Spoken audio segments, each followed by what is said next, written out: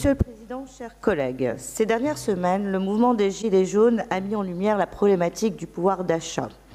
Elle concerne tous les Français, les actifs, les retraités, les salariés du privé comme les fonctionnaires.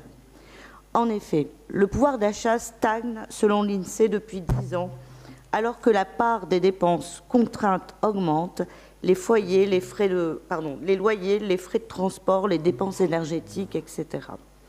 Pour certains ménages, ces factures représentent plus de 60% de leur budget, ce qui les place en très grande difficulté à chaque fin de mois.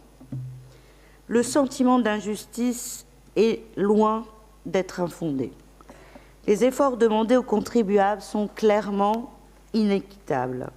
Les patrimoines les plus favorisés sont les grands gagnants de ce début de quinquennat avec la suppression de l'ISF et de la flat tax à 30%. Par contre, les 2 premières années du président Macron se traduisent par une baisse du pouvoir d'achat pour 20% des ménages les moins aisés, d'après l'Institut des politiques publiques. La baisse du pouvoir d'achat et l'injustice fiscale se télescopent aux fractures territoriales et au recul des services publics. Les maires, nous les élus locaux, en sommes les premiers témoins sur le terrain et en sommes nombreux à l'exprimer. Le recul de la solidarité nationale, les non-réponses du gouvernement sur le financement des allocations individuelles de solidarité et la prise en charge des mineurs non accompagnés fragilisent l'équilibre budgétaire du département, nous en avons bien conscience. Cependant, malgré l'exercice budgétaire contraint imposé par l'État au département, nous sommes convaincus que d'autres choix publics, économiques, politiques, auraient pu être faits par votre majorité. Notamment concernant les choix de baisser drastiquement les moyens dans de nombreux services qui remplissent pourtant des missions extrêmement difficiles auprès de nombreux de nos concitoyens les plus fragiles. Décision, on le rappelle, plaçant nos agents dans de graves difficultés d'exercice de leur mission. La réduction des effectifs et des moyens dédiés à l'ASE, au club de prévention, à tous les travailleurs sociaux en est particulièrement révélatrice.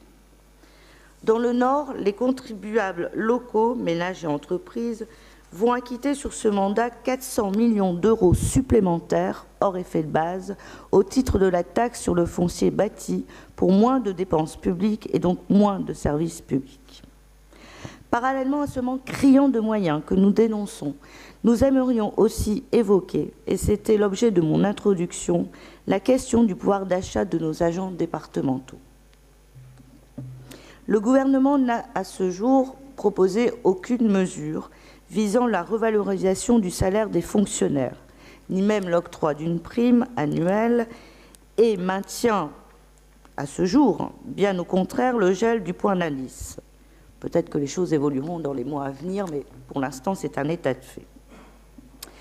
Je soulignerai bien entendu l'effort que vous avez consenti, Monsieur le Président, cette année en octroyant un complément indemnitaire annuel en contrepartie de la réorganisation des services.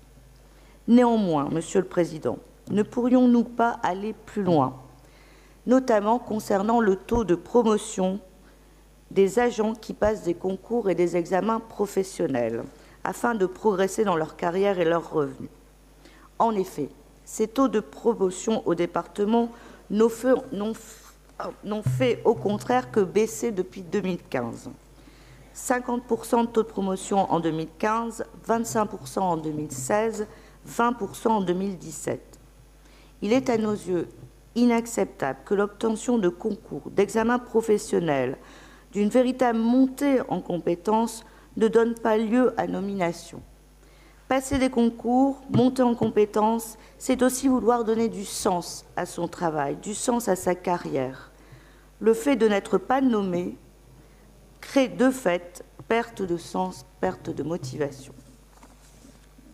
Aussi, dans un contexte social de crise profonde, pour toutes les raisons que j'ai évoquées, Monsieur le Président, j'espère de tout cœur que vous serez sensible à cette proposition d'augmenter les taux de promotion de nos agents, une mesure qui ne serait que justice face aux efforts qu'ont déployés ces agents pour réussir concours et examens.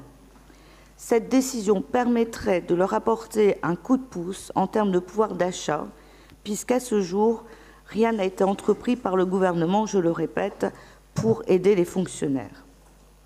Ce serait un effort de votre part qui récompenserait simplement de manière juste et équitable les efforts entrepris par ces agents. Pour terminer, Monsieur le Président, je citerai un grand homme de votre famille politique, un gaulliste qui s'appelle toujours Jacques Chirac. Quand le peuple perd l'espoir, sa colère finit par s'exprimer. J'ai beaucoup de respect pour Jacques Chirac, qui incarnait une droite sociale, même si je n'ai pas toujours eu, bien sûr, les mêmes idées que lui. Mais je pense qu'il faut redonner de l'espoir aujourd'hui à tous nos agents. Et quel plus beau espoir, quel plus bel espoir que, à la fois, de donner sens à leur travail, à leur investissement, parce que passer des concours, je le redis, demande un investissement personnel, familial aussi,